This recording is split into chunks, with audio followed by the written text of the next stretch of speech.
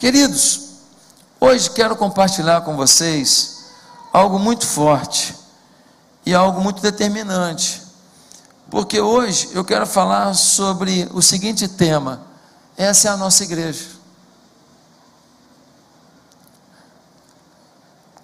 Como assim, vamos dizer, auxiliador de todas as igrejas de atitude, espalhadas em Portugal, Brasil, Orlando, Vancouver e várias partes do Brasil, eu preciso tentar mostrar que igreja que a gente é,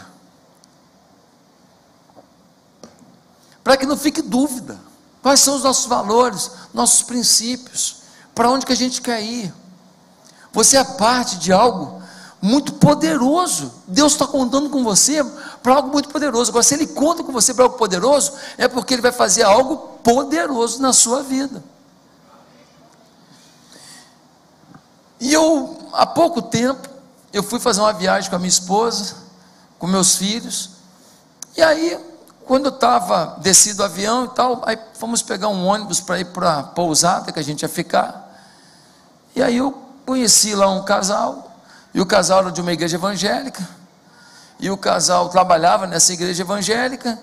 Eu estou achando que eles são casados, e aí eu fui conversando e descobri que eles eram namorados. E aí descobri que eles estavam namorando há muito tempo, 3 meses.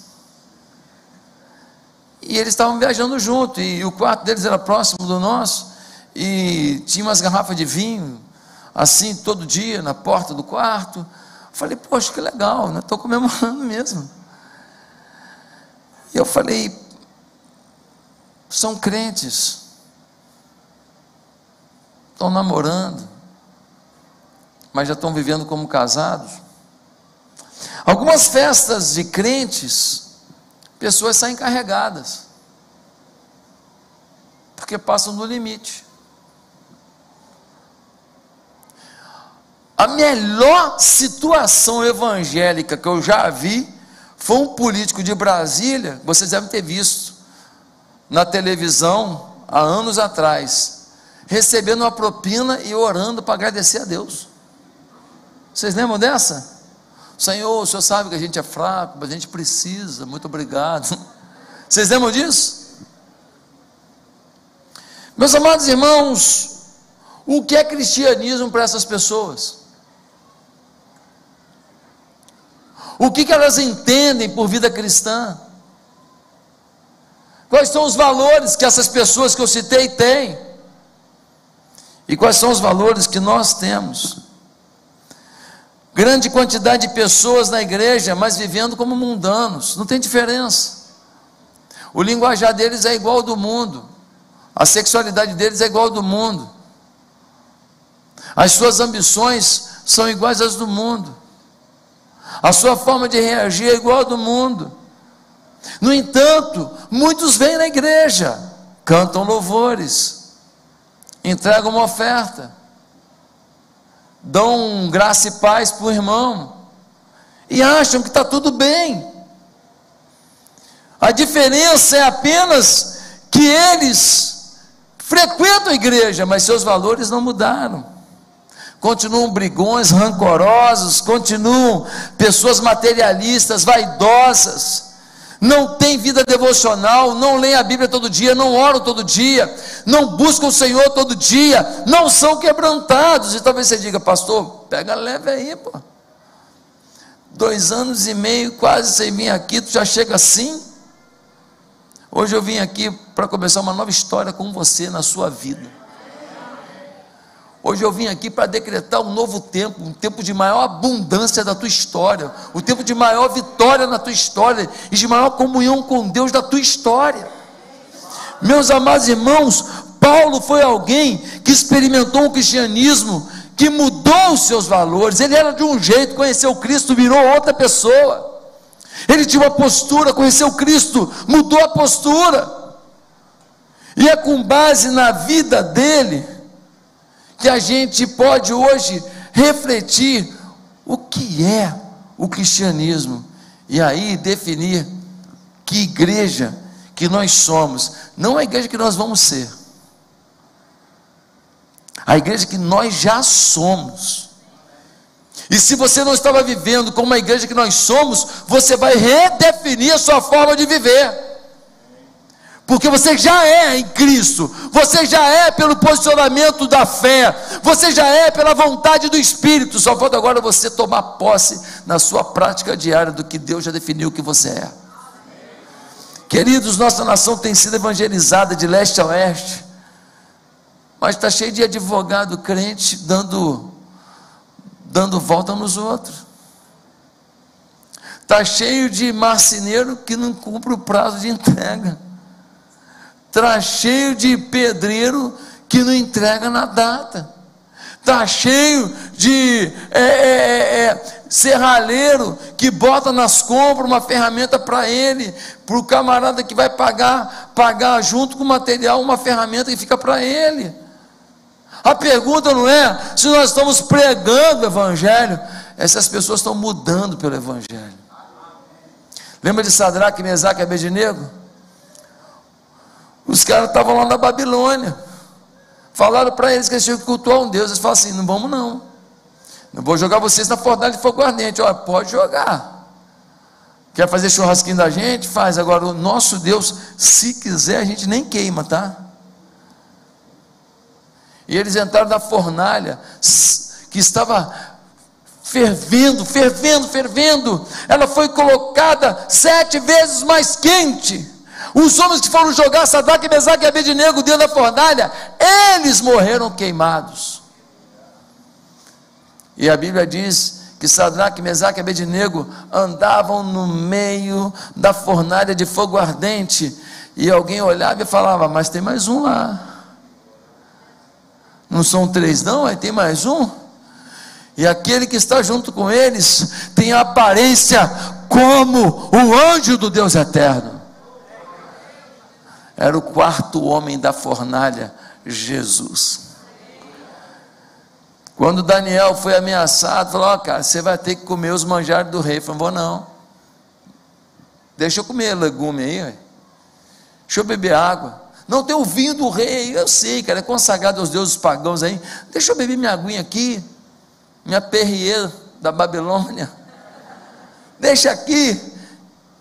Ele falou: ó, vou deixar por 10 dias só, se depois você estiver abatido, não vou não. E aí Daniel fica fortão, bonitão, saradão. E ele fala: então tá, continua. Ele decidiu no seu coração não se contaminar com as iguarias do rei. Meus amados, queridos irmãos, a Bíblia diz: antes importa obedecer a Deus que aos homens. Um dia perguntaram para John Wesley: John Wesley, como é que você faz o seu ministério? Sabe o que ele disse? Ele falou assim: eu me coloco em chamas e o povo vem para me ver queimar. Ele não vive em função do que o outro vive. Ele falou assim: olha, eu me coloco em chamas, e quem olha para mim vai ver a chama do evangelho. Se quiser, pega fogo também. É assim que ele vivia. Um dia Wesley disse: dai-me 100 homens que nada temam senão o pecado, e que nada desejam senão a Deus, e eu abalarei o mundo. 100 homens que não rejeitam nada no seu pecado, que nada queiram a não ser Deus. Com 100 eu mudo a história do mundo. Quantos nós somos aqui nessa igreja? Já imaginou se a gente tiver 20 homens e mulheres aqui, que nada queiram a não ser a Deus, que nada rejeitem no seu pecado? Nós mudamos a América a partir de uma igreja de brasileiros instalada em Orlando. Por isso eu quero que você abra a sua Bíblia agora, em Filipenses capítulo 3, e nós vamos refletir a partir desse texto, em que igreja nós somos. Não sei se vai projetar isso aí. Que igreja nós somos? Não seremos não, já somos. E vamos revelar isso ao mundo a partir de hoje. Você veio aqui hoje por uma entrega, por um ajuste, por um conserto. Você veio aqui hoje para ser turbinado na tua fé. Nunca mais você será o mesmo. Quem toma posse disso? Amém? Então vamos ler Filipenses capítulo 3. O apóstolo Paulo está na prisão, escreve uma carta aos filipenses e vai dizer assim: Finalmente, meus irmãos, alegrem-se no Senhor. Escrever-lhes de novo as mesmas coisas não é cansativo para mim, e é uma segurança para vocês. Cuidado com os cães, cuidado com esses que praticam o mal, cuidado com a falsa circuncisão, pois nós é que somos a circuncisão. Nós que adoramos pelo Espírito de Deus, que nos gloriamos em Cristo Jesus, e não temos confiança alguma na carne, embora eu mesmo tivesse razões para ter tal confiança. Se alguém pensa que tem razões para confiar na carne, eu ainda mais, circuncidado ao 8º dia de vida, pertencente ao povo de Israel, à tribo de Benjamim, verdadeiro hebreu, quanto à lei fariseu, quanto ao zelo, perseguidor da igreja, quanto à justiça que há na lei, irrepreensível. Mas o que para mim era lucro, passei a considerar como perda, por causa de Cristo. Mais do que isso, considero tudo como perda, comparado com a suprema grandeza do conhecimento de Cristo Jesus, meu Senhor, por quem perdi todas as coisas. Eu as considero como esterco, para poder ganhar Cristo, e ser encontrado nele, não tendo a minha própria justiça que procede da lei, mas a que vem mediante a fé em Cristo, a justiça que procede de Deus, e se baseia na fé. Quero conhecer a Cristo, o poder da sua ressurreição, e a participação em seus sofrimentos, tornando-me como ele em sua morte, para de alguma forma alcançar a ressurreição dentre os mortos. Não que eu já tenha obtido tudo isso, ou tenha sido aperfeiçoado, mas prossigo para alcançá-lo, pois para isso também fui alcançado por Cristo Jesus. Irmãos, não penso que eu mesmo já tenha alcançado, mas uma coisa faço, esquecendo-me das coisas que ficaram para trás, e avançando para as que estão adiante, prossigo para o alvo, a fim de ganhar o prêmio do chamado celestial de Deus em Cristo Jesus. Meus amados, o apóstolo Paulo está na prisão, manda uma carta aos Filipenses, orientando esses irmãos, e nesta carta ele vai falar um pouco sobre o que foi encontrar Cristo em sua vida. Ele vai dizer para os Filipenses: olha, minha vida era assim, meus valores eram esses, encontrei Cristo, minha vida ficou assim, meus valores agora são esses. E é com base neste texto que a gente consegue compreender que igreja Jesus ama, que igreja Jesus aplaude, que igreja Jesus quer, que igreja nós somos. Repete comigo: esta é a igreja que nós somos. Qual é a igreja que nós somos? Primeiro, uma igreja, uma comunidade viva e não apenas ritualista. Uma comunidade viva e não apenas ritualista. Pastor, o que você quer dizer com isto? Olha só o que vai dizer o verso 2: cuidado com os cães, cuidado com esses que praticam mal, cuidado com a falsa circuncisão. O que o Paulo está dizendo aqui? Ele está falando, cuidado com os rituais que vocês carregam e que dão para vocês uma sensação de que vocês são o que vocês ainda não são. Qual era o problema aqui? O judeu, ele quando nascia, ele era circuncidado, era uma marca no órgão genital masculino que dizia assim: esse é do povo judeu. Por que isso acontecia? Era uma forma de separar quem era judeu de quem não era judeu. E toda vez que o homem olhava para o seu órgão genital, ele lembrava: eu tenho uma aliança com Deus, eu não devo procriar com o povo pagão. Deus é prático, botou uma marca no órgão genital para falar: não mistura, porque eu quero um povo puro, que mostre para o mundo o que é um povo nas minhas mãos. Então o mundo inteiro vai se converter vendo a vida que vocês vivem. Agora, os judeus, porque eram circuncidados, porque tinha uma marca no corpo, eles achavam que eles eram melhores que os outros. É muito importante entender que a igreja cristã, no seu início, se alicerçou muito no judaísmo. As tradições judaicas ainda não eram muito fortes na igreja. Eles não entendiam ainda o princípio da salvação pela fé. O judeu entende muito bem o processo de salvação por obras. E agora a igreja cristã também está achando isso. Eu vou na igreja, eu entrego um dízimo, eu ajudo no ministério tal, eu dou uma oferta para missões, então eu cumpri a minha obrigação. E esta é o que? A percepção de que o ritual, de que o cerimonial é suficiente. No início, a igreja em Jerusalém e cercanias era muito parecida com a sinagoga. A única diferença é que eles falavam que o Messias, que os judeus esperavam, que o Messias já tinha vindo, e era Jesus. O resto dos cerimoniais eram muito parecidos. Meus amados irmãos, do verso 4 ao 7, o Paulo vai dizer: olha, eu era fariseu. O fariseu é o mais religioso dos judeus. Eu era praticante, eu levava a sério. Se tem alguém que podia tirar a onda do cerimonial, do ritual, sou eu. Eu era, diz ele, até perseguidor dos cristãos. Porque para mim, se não agia como um judeu, era inimigo. Se não fazia como os judeus, não deveria nem viver. Essa era a minha postura. Eu era zeloso com as minhas tradições. Meus amados irmãos, às vezes nós estamos agindo como o Paulo disse que a gente não deveria agir. Sabe por quê? Porque o substituto cristão para a circuncisão é o batismo. Era circuncidado, virava judeu, achava que estava debaixo da bênção.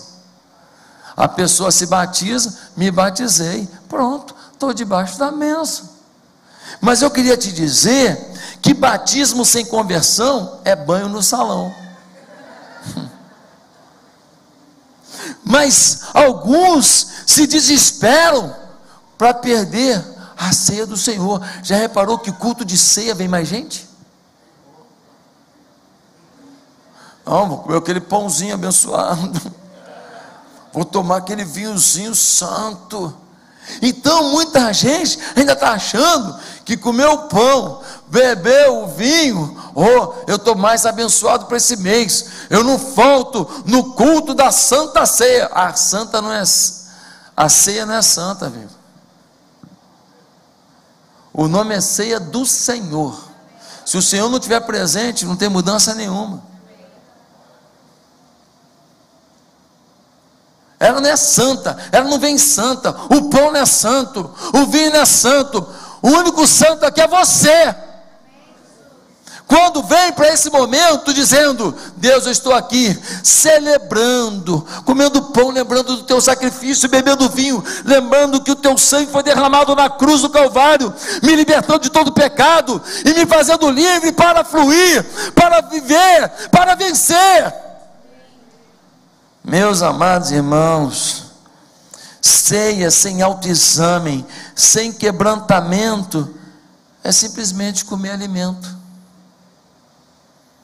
Se ritual fizesse alguém ser algo, bastava comer sushi com palitinho para ser japonês. Sim ou não? Não é o ritual que faz. Você não vira japonês porque fez um ritual, comeu de um jeitinho igual eles comem, não. Muitos de nós estamos aqui, eu vim do Brasil, eu era da Metodista, da Presbiteriana, da Batista, da Assembleia, eu era da Fogo no Altar, da Fogo no Avivamento, o Cuspe de Jesus, já sou crente há muito tempo, tem uma história, eu era líder de louvor na minha igreja. Tu nunca cantou nada, mentira, conversa, tu pedia para cantar.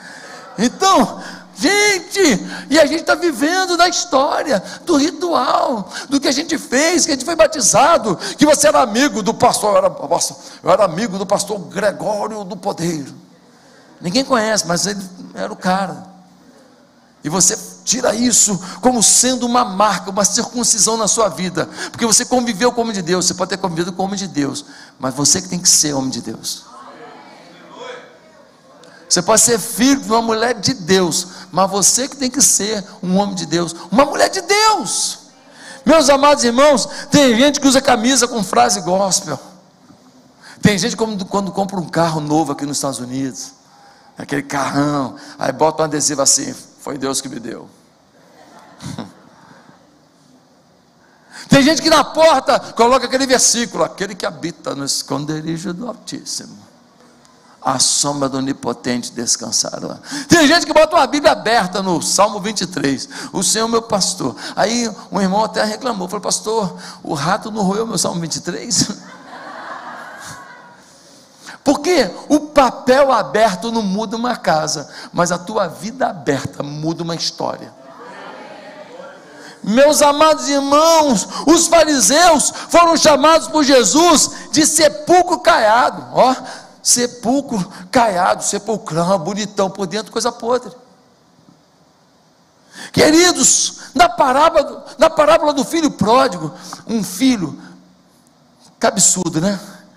Pai, me dá minha herança, vou viver minha vida, vou embora. Pegou dinheiro, foi, e bebida, e mulherada, e vagabundagem, e droga, meteu o pé, se arrependeu, voltou e falou: pai, pequei contra o céu, contra ti, já não sou digno de ser chamado teu filho, faz-me como um dos teus trabalhadores, por favor pai, só quero trabalhar aqui, não tenho direito de ser teu filho mais não. Se arrependeu. Mas tinha um outro filho que nunca se rebelou contra o pai, era o filho mais velho. Quando ele viu a festa do filho mais novo que voltou, o que ele falou? Não vou para essa festa não. Aí o empregado foi lá no pai e falou: pá, ó, o teu filho mais velho está lá fora, falou que não vem para a festa do filho mais novo que voltou não. E aí o pai foi lá: meu filho, vamos entrar para a festa, teu irmão estava morto e reviveu. O que o filho mais velho falou para ele? Falou: eu estou contigo aqui, ó, sendo fiel a você o tempo inteiro. Sabe quando você fez um churrasco com meus amigos? Nunca. Vai se ferrar, vai se lascar. Absurdo que tu fez comigo. Tu me deixou aqui, agora teu filho aí gasta com as prostitutas, agora volta e tu faz uma festa para ele. O filho mais velho estava na casa do pai, mas não tinha intimidade com o pai. Estava na igreja, mas não tinha afinidade com o rei, com o Senhor da igreja. Estava na igreja, estava no culto, mas não tinha amor, não tinha generosidade, não tinha paixão pela igreja. Estava com o pai só esperando o pai morrer, para ele ter a herança toda. Vou ficar quietinho aqui, não vou fazer que nem meu irmão que foi embora não, vou ficar aqui. Aqui é regra, é ritual, não é amor, não é experiência. Quem está entendendo? Meus amados irmãos, você é oferta, mas será que é teu melhor e com alegria de coração? Você canta, mas você vive o que canta? Deixa eu te falar uma coisa, câmeras em mim. A questão não é se você vem ao culto, a questão é se você leva o culto. A questão não é se você vem ao culto, a questão é se você leva o culto. Se quando você vai para o seu trabalho lá naquela loja, se quando você vai trabalhar lá naquela obra, se quando você vai trabalhar naquela empresa, se o culto vai para lá, porque você chegou. Quando você chegou, chegou o culto. Quando você chegou, chegou a bênção. Quando você chegou, chegou o milagre. Quando você chegou, chegou o poder. Quando você chegou, chegou a força de Deus, chegou a esperança. É isso que a gente quer saber, se naquela escola vai todo mundo fumar cannabis, ou se vão conhecer o Deus de vocês. É isso que tem que saber, se vocês vão ser tudo um bando de otários, acreditando nas mentiras do mundo, ou se vocês vão ser os jovens que vieram do Brasil para mudar a história dos americanos com o poder de Deus. É isso que tem que saber. Nós temos que saber se nós estamos levando o culto, e não apenas vindo ao culto. Meus amados irmãos, você ajuda em uma área da igreja, mas é com a mesma garra que você ajuda nos seus objetivos pessoais. Você diz que Deus é tudo para você, mas por que não deixa Ele participar de quase nada? Você estuda tanto daquilo que você quer, porque não lê a Bíblia. Você conversa com tanta gente, você gosta de conversar, porque não aprende a conversar com Deus. Mais do que ritual, nós somos uma igreja do relacionamento com Deus e com o próximo. Em segundo lugar, que igreja nós somos? Uma comunidade disposta ao sacrifício. Não somos uma igreja do ritual, somos uma igreja viva, uma comunidade viva. Segundo, somos uma comunidade disposta ao sacrifício. No versículo 7, nós temos algo interessante.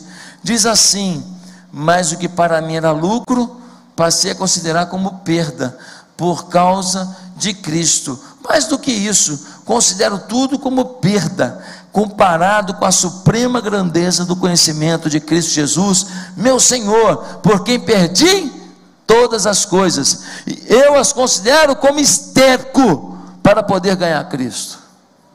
Quem era o apóstolo Paulo? O cara era um nobre, ele era um intelectual, ele era parte do sinédrio. Quando tinha uma festa na cidade, ele recebia o convite. Quando tinha a posse do prefeito, ele era chamado. Quando tinha a posse do governador, ele era chamado. Quando tinha alguma homenagem, ele era homenageado. Quando tinha algum boca livre, ele estava lá. Ele é um homem reverenciado, aplaudido. Só que um dia, no caminho de Damasco, ele conheceu Jesus. E quando ele conheceu Jesus, ele começou a falar de Jesus. E por conta disso, ele que era aplaudido, convidado, reverenciado, agora ele é perseguido. Ele agora é preso. Ele agora é espancado. Ele agora passa por naufrágio. Ele agora é picado por cobra. Ele agora é abandonado. Ele agora vê tramas para tentar matá-lo. Ele agora foi apedrejado a tal ponto que acharam que ele já estava morto. Você já imaginou que um monte de gente jogando pedra em você ao mesmo tempo? Ele agora é preso em prisões frias, sem higiene alguma, com lacraia para um lado, cobra para o outro e rato para o outro. Ele agora é algemado e fica com os seus braços amarrados. Não tem direitos humanos, não tem porcaria nenhuma nessa época não, amigo. É ferro, é grilhão de ferro amarrado aqui, ó. Os pés amarrados, os braços amarrados. Ele passa por uma luta incrível, sabe por quê? Porque ele leva o amor. O amor de Jesus. Alguém disse assim: se você ainda não encontrou com o diabo hoje, provavelmente você está indo na mesma direção. Meu irmão, se você não está fazendo nenhum sacrifício pelo Evangelho, deixa eu te falar, o Evangelho você não vive na plenitude ainda não. Porque o Evangelho é punk. O Evangelho não é para frouxo não. Agora deixa eu te falar, para o pecado a galera é ousada, sim ou não? O cara vai para uma rave, se droga uma madrugada inteira, faz sexo com um monte de gente. Os caras vão para cima do pecado. O cara que é drogado vai numa boca de fumo, entra 2 horas da manhã numa boca de fumo, um lugar perigoso, vai lá para poder comprar a droga, ele não pode ficar sem. Os caras são ousados, para o pecado eles são. Uma artista famosa do Brasil, para ser famosa, conta de sua prostituição a céu aberto para todo mundo. Os homens que ela pega, peguei esse, eles são radicais. Se é para viver em iniquidade, eles revelam a iniquidade toda. Aí quando chega o povo de Deus, e aí vai na igreja, acho que eu não vou não. Por quê? Tem um jogo do Vasco. Pô, se fosse o Flamengo ainda, tu mesmo para do Vasco. Tá de palhaçada. Não, acho que não vou não, porque eu estou achando que eu vou ficar resfriado semana que vem. Tu tá achando? Não, eu estou achando que vai fazer frio amanhã, eu não vou hoje não, porque posso ficar resfriado. Cadê o sacrifício? O Paulo está falando assim, aqui, eu tinha maior moral, dinheiro no bolso, chamado para tudo, elogiado, homenageado. Para mim, isso tudo é que nem esterco. Para mim, isso tudo é cocô. Vai de nada, é lixo. O que conta para mim é o que eu vivo com Cristo. Queridos, pensa comigo, os apóstolos são aprisionados, pescoço cortado, Pedro crucificado de cabeça para baixo, João jogado num tonel de azeite fervendo, e você lá no Olive Garden,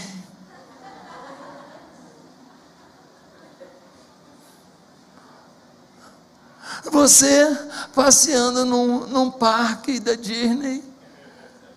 Você acha que é igual? Nada contra o parque, nada contra o restaurante, nada contra o usufruído que Deus te possibilitou, mas calma aí, querido, há um sacrifício pelo nome de Jesus. Essa é a igreja que nós somos, uma igreja disposta ao sacrifício. Amém? Tem gente do teu lado que só vai conhecer a Cristo se você abrir a boca. Tem gente que passa pela tua vida, que a decisão de céu ou inferno está nos 5 minutos que vai estar com você. Talvez seja a única chance da vida dessa pessoa. Se você desperdiçar essa oportunidade, nunca mais essa pessoa vai conhecer o céu, a vida eterna, a presença de Deus. E nós não estamos entendendo o sacrifício que nós precisamos fazer para que isso seja uma verdade. Entrevistado um menino, você tem chamado pastoral? Tenho. Como é que foi o teu chamado? Ele falou, rapaz, eu morava numa cidade do interior, um lugar de muita fazenda. Domingo eu chegava na igreja, via uma pessoa trazer uma galinha caipira para o pastor, o outro trazendo um torresmo, o outro trazendo uma goiabada cascão, caseira. Rapaz, foi me dando a vontade de ser pastor, um negócio assim. Foi me tomando aquele desejo. Gente, muitos de nós estamos às vezes de olho naquilo que os nossos olhos percebem de vantagens, mas muitos de nós estamos correndo daquilo que não queremos ver, que são as desvantagens humanas que um chamado pastoral, que um chamado missional exige. Só eu sei, para a gente ter essas igrejas lindas aqui, ver o povo de Deus reunido dessa maneira tão gloriosa aqui, só eu sei o que enfrentei e o que enfrento, mas está tudo bem, porque eu sei em quem tenho crido, e sei que é poderoso para garantir o meu tesouro até o dia final. O quanto você ama Jesus, o quanto você está disposto a viver por Ele, o quanto você acredita que você veio para a América por mais do que $1, por mais do que uma fuga de um país violento que o nosso país se tornou, o quanto você acredita que Deus te moveu no tabuleiro dele para dar um checkmate no inferno através da tua vida. Você veio pelo que você viu, mas Deus te trouxe pelo que Ele está vendo. Você veio pelo que você sentiu, mas Deus te trouxe pelo sentimento dEle sobre a tua vida. Meus amados irmãos, Paulo diz, eu considero como esterco, eu não quero nem saber disso, o que me importa é servir esse Deus. Ele morreu na cruz por mim, Ele me garantiu a vida eterna, Ele não precisa fazer mais nada por mim, o que Ele já fez vale tudo. Meus amados irmãos, uma moça que eu batizei lá em Ipatinga, Minas Gerais, ela se converteu. Os pais pararam de falar com ela, principalmente a mãe, só falava o básico. A garota ia para baile, Ipatinga, Minas Gerais, onde eu fui pastor, minha primeira igreja. A garota ia para baile e fumava maconha, estava tudo bem. A garota foi para a igreja, parou de usar droga, parou de beber, a mãe parou de falar com ela. Dá para entender esse mundo?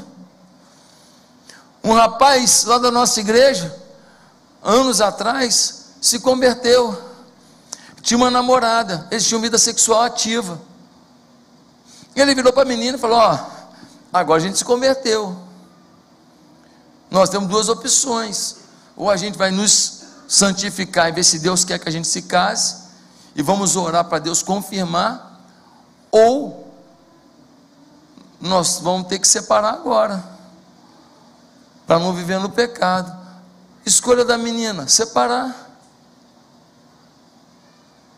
O rapaz gostava dela, mas ela falou que se fosse continuar o namoro, tinha que continuar na vida do pecado. Ah, pastor, você está quadrado, hein? Você está quadrado, as coisas mudaram, o mundo mudou. Olha só, vai nessa, o mundo mudou mesmo, mas mudou muito, e para pior, para muito pior. Agora Jesus não mudou não, filho, e a palavra dele não mudou não. Você quer ter um casamento feliz, jovem? Você quer ser bem sucedido? Você quer saber o meu grande segredo?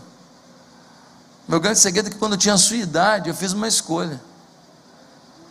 Fiz uma escolha de me santificar, de fazer como Daniel.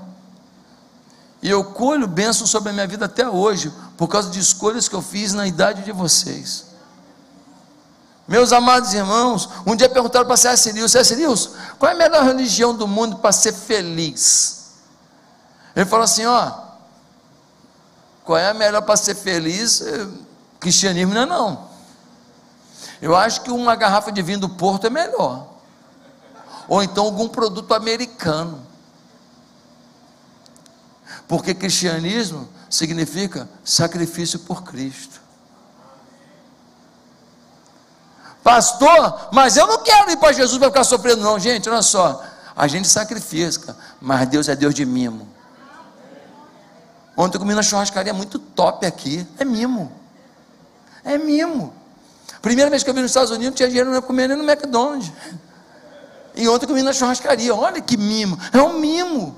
Olha que maravilha, Deus é bom, usufrua do mimo, mas não fuja do sacrifício. Quem entendeu? O mimo é a bondade de Deus sobre a tua vida.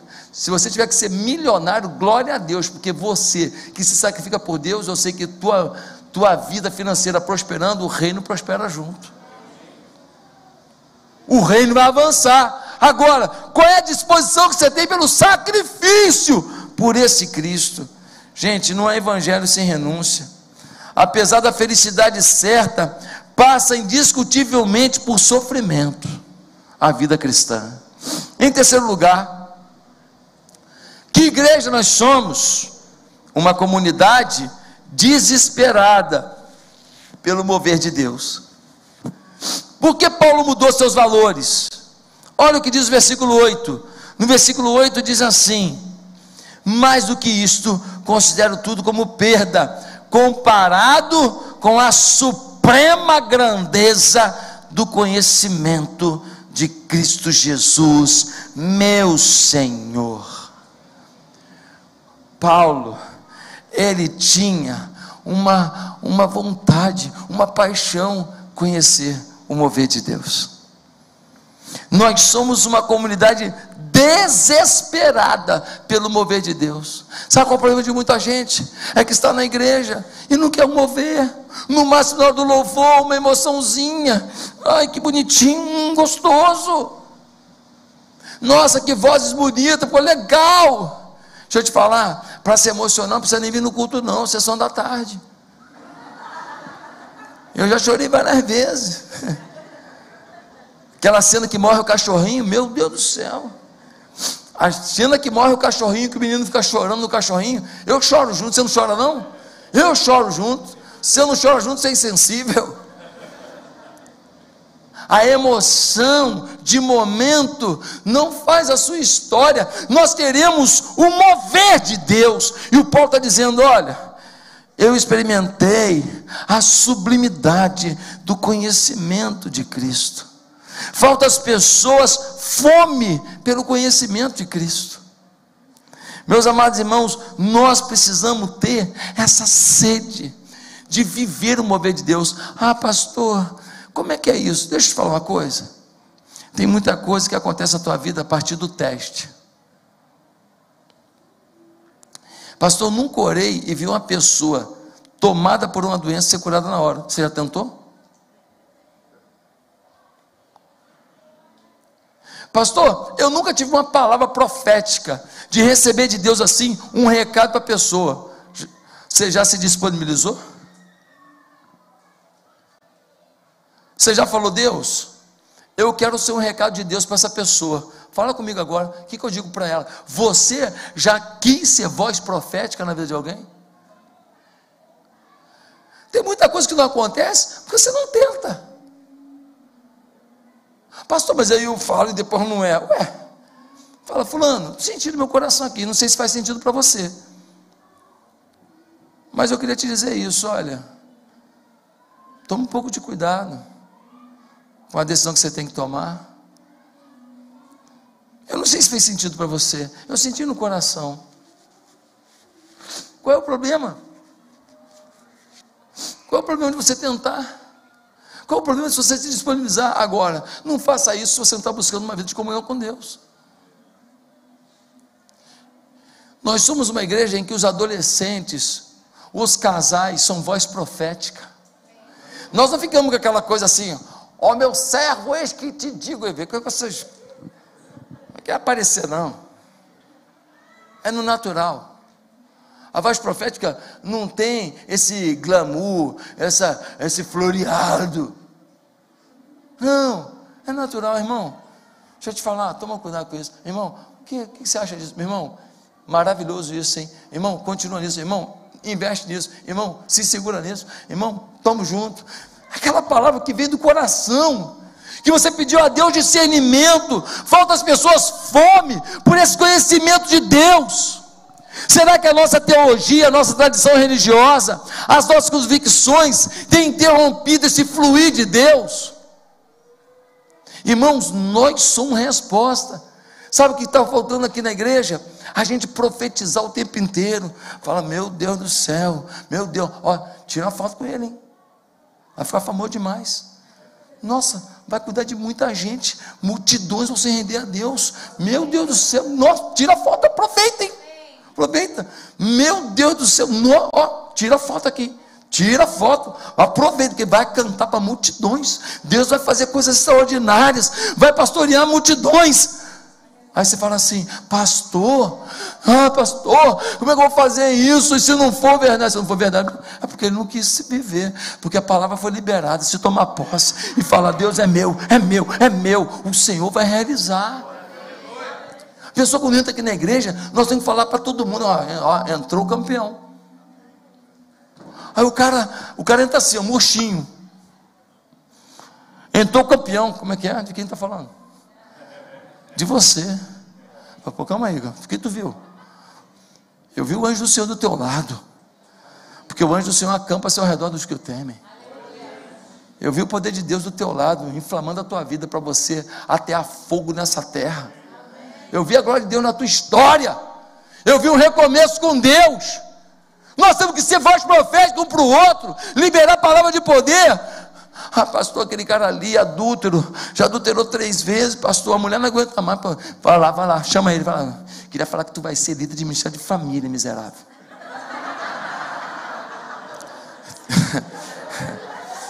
Tu vai mudar a tua história, tu vai mostrar o que é Deus governando um coração que era entregue ao adultério. Você vai mudar a tua vida. Você vai ser: mas eu não levo jeito, porque eu não sou fraco. Fraco é o caramba. Vou mandar o anjo lá na tua cara, miserável. Não dou porque tem a lei que não pode. Tu é de Deus. Agora quem ouve isso, o que acontece?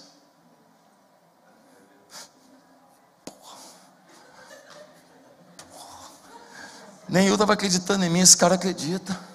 Sim ou não? Isso vai ativando o quê? Isso vai ativando o espírito de fé na pessoa. Nós temos que profetizar sobre todo mundo que entra aqui. Todo mundo que entra aqui veio para ser campeão, para ser vencedor. Vocês estão entendendo, jovens? Aqui estão os milionários que vão mandar missionário para o mundo inteiro. Aqui estão os pastores e pastoras que vão profetizar, que vão pastorear muito mais gente que o pastor Josué, pastor Saile, pastor Robson, todos os pastores aqui juntos. Amém? Meus irmãos, Mateus 5, versículo 6, diz assim: bem-aventurados que têm fome e sede de justiça, porque serão saciados. Preste atenção no que eu vou te falar. Deus não vai derramar da sua glória sobre quem não tem fome. Pastor, mas eu queria tanto essa fome por Deus. Faz uma coisa inédita. Como assim? Passa uma madrugada com Deus. Fala para ele: estou aqui, pô. Estou nem conseguindo falar contigo não, pô. Comunicação está esquisitona, meu irmão. Mas estou aqui, pô. O pastor falou lá que eu posso viver isso. Não estou sentindo nada não, hein? Ó, botei a música que o louvor tá esquisito, hein? Aí Deus olha e fala: só, cara, filho esquisito, cara. Pô, filho esquisitão, meu irmão. De onde que veio essa praga? Pergunta aí. Mas olha só, ele me quer. E eu não posso negar a mim mesmo. Eu disse: bem-aventurado, felizes os que têm fome e sede de justiça, mesmo sendo esquisito, porque eles serão saciados. Eu não posso fugir da minha palavra, eu prometi. Se eu olhar para esse cara esquisitão, eu não posso fazer nada por ele, porque vai ser esquisito assim. Acho que nem o diabo quer no inferno, esse miserável. Mas eu tenho uma palavra. E mesmo com esse jeitão, eu vejo fome. Eu vejo sede. Ei, olha para mim aqui. Quando Deus olha no teu olho, Ele vê fome? Ele vê fome dele? Será que Ele vê fome de ter dinheiro para falar para os amigos do Brasil que tu veio para cá e tu arrebentou? Para provar para eles que eles são uns porcaria que você não é? Será que a tua vaidade conta mais do que a tua fé? Será que você está aqui tentando provar para quem ficou que tu é o cara, que tu é a garota, que tu é a mulher? Será que você está vivendo mais em função do que os outros acham de você do que propriamente do que Deus espera de você?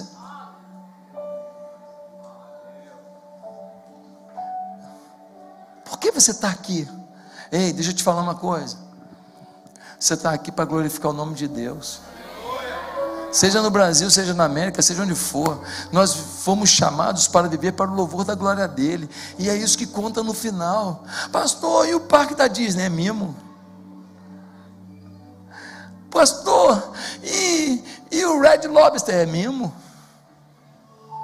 Pastor, e o passeio pela highway, escutando aquela música que eu escutava, tão bonita, do filme antigo, americano, e eu com a minha mulher do lado, meus filhos do lado, e todo mundo alimentado, meus filhos falando inglês fluente, e estudando numa high school gratuita. O que é isso? Mimo. Aproveita, degusta, que nem eu fiz ontem lá naquele bacon adocicado, aleluia. Degusta, porque o mimo não é por tempo inteiro, porque mimo não ensina nada. Mimo traz prazer, o que ensina é dor, o que ensina é sacrifício. Eu aprendo muito pouco na hora do mimo, eu só usufruo e não me sinto culpado nisso. Esse é um outro sermão, de repente eu prego domingo que vem sobre crença. crenças limitantes, sobre escassez. Quem sabe domingo que vem eu falo sobre isso? Usufrua, ser um príncipe de Deus ou princesa de Deus, mas não é isso que determina a nossa vida. Em 1739, John Wesley, Charles Wesley e George Whitefield, eles estavam reunidos com alguns amigos numa sala de oração, clamando a Deus. Por volta das 3 horas da manhã, o Espírito Santo os tomou. Eles saíram daquele lugar e nunca mais foram os mesmos. Com 22 anos, George Whitefield pregava, 7 horas da manhã, tinha 5, 6 mil pessoas ao ar livre para ouvi-lo. Gente sentada em cavalo, gente amontoada em árvore, um frio do caramba lá no Reino Unido, e o povo ali para ouvir a glória e a palavra de Deus. Chegou a pregar nos Estados Unidos para reuniões ao ar livre para 20 mil pessoas sem microfone. De um lado do lago, o vento correndo, o povo do outro lado e a mensagem indo. Tem noção do que é um homem na mão de Deus? Eu só fui para Barra para pastorear uma igreja. Uma igreja. Quando a gente tinha 20 e poucas pessoas, eu falava: poxa, quando tiver 200 pessoas, já vai dar para pagar as contas todas, já vai dar para ter uma estrutura melhor. Quem sabe ter um ministério infantil assim, um ministério de homens assim. E Deus foi alargando as tendas, alargando. Aí, meu irmão, cada largada de Deus, o meu sonho, tum. Deus alargava o meu sonho, tum. Cada largada dele, meu sonho, tum. E agora, eu já vejo nós em todos os continentes. Eu já vejo a gente em vários países da Europa, em vários estados americanos. Eu já vejo muitos aqui pastoreando igrejas lindas, empoderadas, projetos sociais incríveis. No dia que eu estava orando pelo presidente da República, no dia da diplomação dele, primeira vez na história que se saiba que um pastor orou no dia da diplomação do presidente da República. Quando eu acabei de orar, teve a cerimônia, e aí nós fomos para um coquetel. Veio o maître lá do Tribunal Superior Eleitoral. Ele veio até mim, falou assim, com lágrimas nos olhos: pastor, posso falar um negócio? Falei: fala. Ele falou assim: nunca chamaram Jesus aqui. Eu falei: mas quantos anos você está aqui? Ele falou: estou há 20 anos. Nunca chamaram Jesus aqui. Nunca. Na posse de um presidente chamaram Jesus. É a primeira vez. Ele chorando, chorando, chorando. O menino lá de Marechal Hermes. Minha avó morava numa casa de palafita. Sabe o que é palafita, querido? Deixa eu te explicar. É aqueles barracos de madeira que tem uma estora de madeira fincada no mangue. Quando a água do mangue sobe, ela sobe, fica a água embaixo. Quando ela recolhe, é lama embaixo. Aí os patos, marreco, aqueles caranguejinhos ficam subindo ali na palafita. Essa era a casa da minha vovó.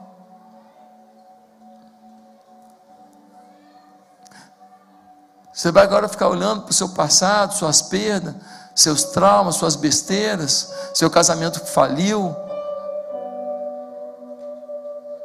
o estupro que você passou, o abuso que você passou. Deixa eu te falar, não dá desculpa para o teu insucesso não, porque Deus está construindo uma nova história contigo aqui hoje, pela tua decisão.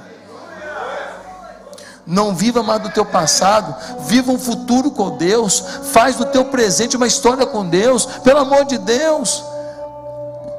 Ah, pastor, você está dizendo que Deus tem que Deus vai fazer na minha vida? Eu acho que Deus tem favorito. Claro que Deus tem favorito, tem.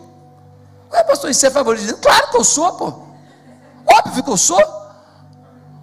Ué, pastor, e eu? Ué, se você não quiser, você não vai ser.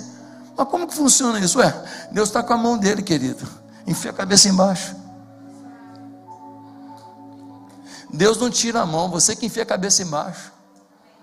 Você que decide ser o favorito de Deus pela vida que você tem em Deus, pela intimidade que você tem com Deus, pela busca que você tem a Deus, pelo sacrifício que você faz por Deus. Quando você decide ser um favorito de Deus, você fala: Deus, eu estou aqui, ó. Se ele vier com a mão para cá, tu vai para cá. Se ele botar a mão para cá, tu vai para cá. Fala: não, o Senhor não vai abrir mão da minha vida, não. Eu estou aqui, eu sou um favorito do Senhor. Deus olha e fala assim: como é que eu falo que não, nesse esquisito aí? Como é que eu falo que não? Em último lugar, queridos, para terminar,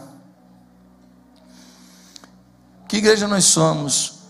Uma comunidade que ensina a viver nesse mundo, mas com foco na eternidade. Nós somos uma comunidade que ensina a viver, como ganhar dinheiro, como trabalhar, como cuidar de filho, como cuidar de mulher, como cuidar de marido, como empreender, como avançar. Nós somos ministério de empreendedores, ministério de mulheres, ministério dos jovens. Uma igreja que ensina a viver nesse mundo, porque precisamos das coisas do mundo, mas uma igreja com foco na eternidade. Olha o que diz o versículo 13, diz assim: irmãos, não penso que eu mesmo já o tenha alcançado, mas uma coisa faço, esquecendo-me das coisas que ficaram para trás, avançando para as que estão adiante, prossigo para o alvo, a fim de ganhar o prêmio do chamado celestial de Deus em Cristo Jesus. Paulo fala: querido, olha só, não sei nem o que vai ser amanhã não, mas uma coisa eu sei, eu prossigo para o alvo. Eu vou para a eternidade, eu vou para o céu. Eu posso ser machucado hoje, ferido hoje, mordido por uma cobra hoje, me queimar numa fogueira hoje, traído hoje, xingado hoje. Eu posso passar por um monte de coisas, mas uma coisa eu sei: o meu destino está definido, a glória celeste me espera. Eu sei que fui adquirido pelo Rei dos Reis, pelo Senhor dos Senhores, pelo Deus da glória, pelo Deus de paz. Eu vou para o céu, e isso que me importa, porque todas as coisas são passageiras, mas lá viverei a eternidade.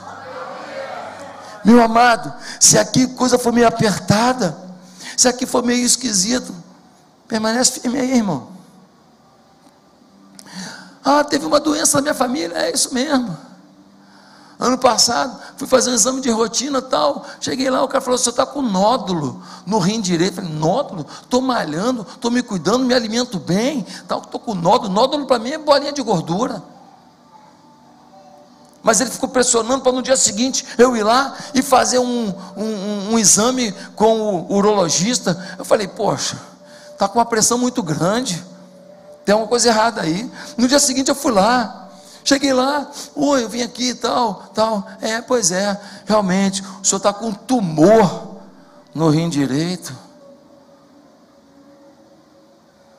Isso foi em junho do ano passado. Mas tumor? Calma aí, doutor, deixa eu tentar entender. Se for maligno, eu estou com câncer? É isso mesmo.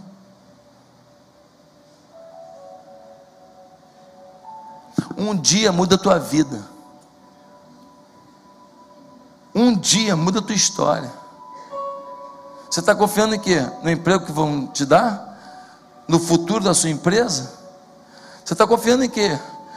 Em alguém que vai falar com não sei quem do teu nome? Você está confiando num casamento que você vai fazer? Ei, um dia muda tudo. A nossa única garantia é Deus. É Deus. E a única garantia que a gente tem nessa vida é a eternidade. Ontem eu vi 3 acidentes. Vocês estão batendo com um carro direto aqui. 3 acidentes ontem. Como que bate carro nesse lugar? Qual a garantia que você tem? A única garantia é Jesus, é a presença dEle, é o milagre dEle. Meus amados irmãos, Paulo estava de olho na ressurreição, e o C.S. Lewis, o grande filósofo cristão, diz: tudo que não é eterno é eternamente inútil. Tudo que não é eterno é eternamente inútil, ou seja, não vou usar nunca mais. O C.S. Lewis diz: se eu encontro em mim um desejo que nenhuma experiência desse mundo pode satisfazer, a explicação mais provável é que eu fui feito para outro mundo. Queridos, no versículo 20, eu estou terminando, ele diz assim: a nossa cidadania, porém, está nos céus, de onde esperamos ansiosamente o Salvador, o Senhor Jesus Cristo, pelo poder que o capacita a colocar todas as coisas debaixo do seu domínio. Ele transformará os nossos corpos humilhados, tornando-os semelhantes ao seu corpo glorioso. Você não gosta do seu cabelo, não? Alguns falam, que cabelo? Você não gosta do seu nariz, não? Sua boca, não? Você não gosta da sua orelha, não? Na sua barriga, então, que eu não gosto mesmo, pastor. Fica tranquilo. Se cuida aí, faz dietinha aí, tal, mas você vai ter um corpo glorificado. A eternidade é o nosso destino. Um homem chamado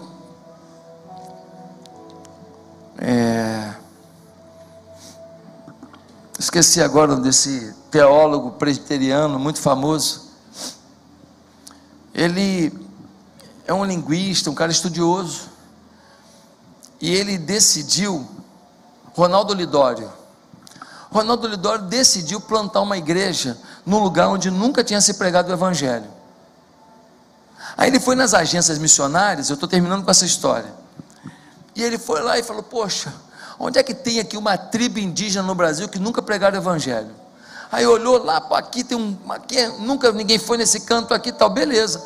O Ronaldo Lidório pegou um avião até Belém do Pará, chegou em Belém do Pará, pegou um barco até Tefé, chegou em Tefé, ele pegou uma voadeira, sabe o que é voadeira? Aquele barco que tem um ventilador atrás, pegou uma voadeira e andou, mas não sei quanto tempo, com um índio, chegou lá, parou, foi no facão, abrindo mata, 5 dias, chegou numa tribo indígena, os índios lá arrumando aqui, arrumando ali. Aí o Ronaldo Lidório falou assim, olá, vai ter festa aí? O índio falou assim, vai ter culto. Ele falou, culto? Culto de igreja? Culto, moço, não sabe o que é culto, não? O Ronaldo Lidório falou assim, mas vocês aqui são cristãos? O índio falou assim, aqui todo mundo é cristão, a tribo inteira. Ele falou, mas como assim? Quem é que falou de Jesus para vocês? Eles falaram, o seu João pescador. Eu falei, mas onde é que ele mora? Ele falou, você vai por aqui, ali, logo depois da tribo ali, tal. Quando chegou lá, encontrou um homem, agachado num canto da parede, com a Bíblia aberta, lendo a Bíblia, um fogareiro de pedra no chão, uma mesinha e uma cadeira quebrada. Chegou lá e falou, seu João, falou, pois não, eu sou o pastor Ronaldo Lidório. Maria, um pastor de verdade. Seu João, como é que você veio parar aqui? Eu vim pescando, fui subindo o rio, ia trocando coisa com os índios, tal, eu cheguei aqui. O senhor era de que igreja? Eu falei, eu era da Assembleia de Deus de Manaus. Mas seu João, o senhor pregou o evangelho aqui? Preguei, que benção, todo mundo se converteu. O senhor fez algum curso teológico? Não. O senhor fez algum curso de evangelismo? Não, fiz só os cursinhos da igreja mesmo. Seu João, e dá para a gente plantar uma segunda igreja? Tem alguma tribo aqui do lado aqui? Ele falou, dá para plantar uma 7ª igreja, porque 6 eu já plantei.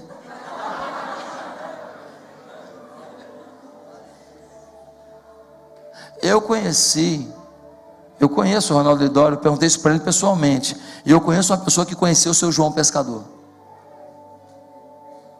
Irmão, Ronaldo virou para o seu João e falou, seu João, seus filhos estão aqui não tem escola, como é que você vai fazer com isso? Sabe o que ele respondeu? Ele falou, pastor, deixa eu te falar uma coisa, realmente, não tem escola aqui não, mas todos os meus filhos sabem ler, e a única coisa que eles têm para ler aqui é a Bíblia, e eles leem a Bíblia todo dia. Eu acho que eles não vão ficar ricos não, mas todos eles vão saber como é importante falar de Jesus para quem não ouve, para quem ninguém vem até eles, para quem não conhece Jesus. E todos eles já têm a vida eterna e vão para o céu.